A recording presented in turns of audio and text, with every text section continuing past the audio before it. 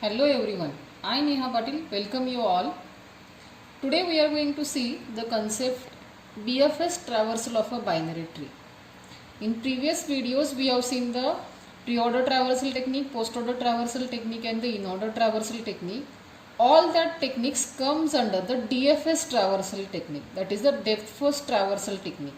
And now today we will see the BFS, that is the breadth first search traversal techniques, which is in short the level wise traversal technique. That means, like in this case, if you see the example here, one is the root node, one is having two children 2 and 3, 2 is having two children 4 and 5, and 3 is having one child, that is the 6 is there.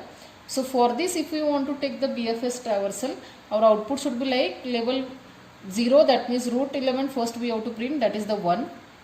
Then next level elements, that is the 2 and 3 we have to print. Then next level elements 4, 5, 6 we have to print here. So level by level we have to print the elements here. That is the breadth first search traversal technique is there. So if we want to implement this BFS traversal technique, then what we have to do here, like in case of the DFS traversal technique, for implementation of this traversal techniques we have used the stack data structure. And exactly reverse case here in case of the BFS traversal technique. If we want to use this, implement this BFS traversal technique, then we have to use here the queue data structure. And now I will explain you how to use the queue for this purpose. So as you know that queue is nothing but what? Again it is the ordered collection of elements, but there are the two ends are present. That is the front end is there and the rear end is there. And by the rear end we are going to insert the elements, and by the front end we are going to delete the elements. So we have to make use of that technique, and that technique we have to use here for this traversal of the binary tree. Now I will explain you how to use that. Suppose this is the queue which is initially empty is there. Again I will start from the root node. What I will do, I will insert that root into the queue. So initially what will happen, your front and rear both will be at the same point, because initially the queue is empty. So after inserting the first element, your front and rear will be at the same end. Then next time what I will do here, I will check whether the queue is empty or not. If the queue is not empty, I will delete this element, and what I will do, I will print it. That means I will get here the output like the 1 here. After deleting, whatever the deleted node is there, that node's children, if any present, then that we have to insert into the queue. So that means what will happen here, the 1 is deleted, 1 is having the left child 2 and right child 3. So that two children we have to insert into the queue. That means what will happen, 2 and 3 I will insert into the queue. So now in this case what will happen, your front will be here and your R will be here, that is the rear will be here, because always we are going to insert from the rear end and we are going to delete from the front end. Next time what I will do here, I will delete the front element, that means I will delete this 2, I will print it, and 2's children I will insert into the queue if any present. So like in this case 4, 5, these are the two children. So I will insert here the 4 and the 5. So now what will happen, your front will be at this position and your rear will be at this position.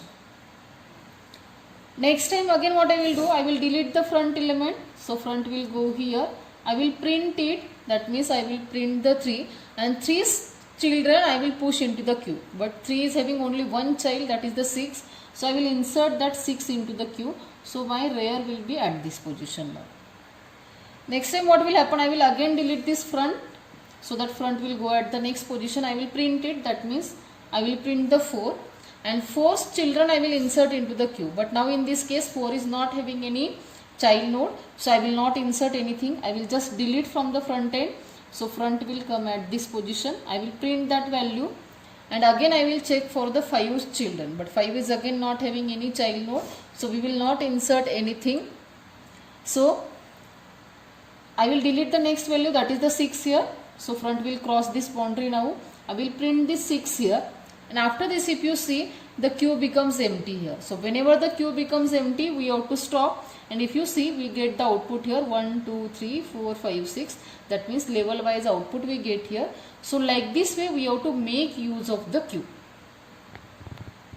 So for this theoretical explanation, now we will see the coding part here. So as you see here, we have used here the queue data structure. So firstly we have to write the q functions here. So for that purpose I have written this class q. I have taken this pointer array, node pointer q of 10. That means as we are pushing the nodes, inserting the nodes into the queue, so we have to declare here the pointer array. You are not allowed to use here the integer array. But these two variables are integer, that is the f and r are nothing but the front and the rear. So as they are taking the values like the +1, -1 like this way, so we have to take here the return type like the integer. And we are going to use the three functions like insert, delete and the empty. So I have declared these three functions here, and here I have written the definitions for these three functions. For the insert, if you see here, initially if front is equal to -1 and the rear is equal to -1, I am going to increment both, that is the f plus plus r plus plus, because initially the queue is empty. So at that time as we are initializing the front is equal to -1 and the rear is equal to -1 for the empty condition. So firstly we have to increment both, and then q of r is equal to t. That means we have to insert that element into the queue. Next time what will happen, only the r plus plus and q of r is equal to t. So this is what the insert function definition. Then for the delete, only what we have to do here, from the front end we are going to delete here. So whatever be the value present at the front end, that we are going to take inside this t, f plus plus, and we have to return this t. So return, I forgot to mention that statement, return t, because I have written here taken the return type like the node pointer. And for the empty here, if you see, the condition are like if front is equal to -1 and rear is equal to -1, that is the first condition, or f is greater than r. Like in this case, if you see, after deleting all the elements, f is going to cross the r. So for that purpose, this also one more condition we have to test here. In some cases f is equal to -1, r is equal to -1 will work, and in most of the cases front is greater than r, this will work. So if this condition is true, we are going to return 1, otherwise we are going to return the 0. So these three definitions we need in actual code of the BFS traversal. So firstly, whenever you are going to implement the BFS traversal technique, then first you have to write the manual class queue like this way. You can use the inbuilt queue also, but instead of that I will suggest you use the manual code like this way. So it is easy for you to understand how the queue is actually working here. So this is the code for the class queue. Now I will explain the code for the actual BFS traversal. Now we will see the code for this traversal technique. So whatever class we have written previously, that class object we are importing here. So this is the first statement, class name and its object, we are calling that object here. And then if you see here, the first statement we are writing like the q dot insert t. That means t is nothing but the root node. So like in this case, this is our t initially, so that we have to insert into the queue. Then I am testing the condition while not q dot empty. If the queue is not empty, t is equal to q dot delete. That means delete this, print it. So that means we will print the output 1 here. And for the deleted node, we are checking if the t left is not equal to null, q dot insert t left, and same if the t right is not equal to null, q dot insert t right.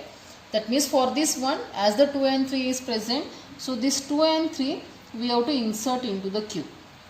So our front is here and our rear is here.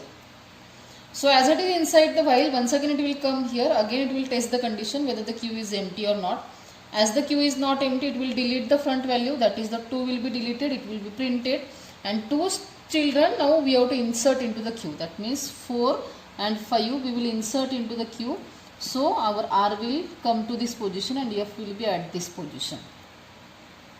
As it is again inside the while, as the queue is not empty, it will delete the front element, that means 3 we will delete, we will print it, and 3 children we will push into the queue, but that is only one child, so 6 we will insert into the queue. So r is here and our front is here. As the queue is again not empty, we will delete the front element, so that means front 4 will be deleted, it will be printed. 4th child we have to push, but 4 is not having any children, so we can't push. Just delete the next element, that is the 5 we will delete, and we will print it, and 5 children we will check, but again 5 is not having any children. So next element, that is 6 we will delete, we will print it. So f is crossing this, and f is again not having any child node, so we can't delete anything. So if you see, the queue becomes empty here as the f crosses the rear here, So that means our queue is the empty, and if you see our output is 1, 2, 3, 4, 5, 6, that means level wise we have printed the element. So like this way this code is going to work. So if you see, this is the very easy code. Only we are inserting the root node into the queue and we are deleting that root node from the queue, and root's children we are going to insert into the queue. Then first child node we have to delete, that child node's children again we have to insert into the queue. So this procedure only we have to repeat till the queue becomes empty. So again the code is also very easy. So this is the very easy technique, that is the BFS traversal of a binary tree. So hope you have understood this. If you like it, then don't forget to like and subscribe. Thank you.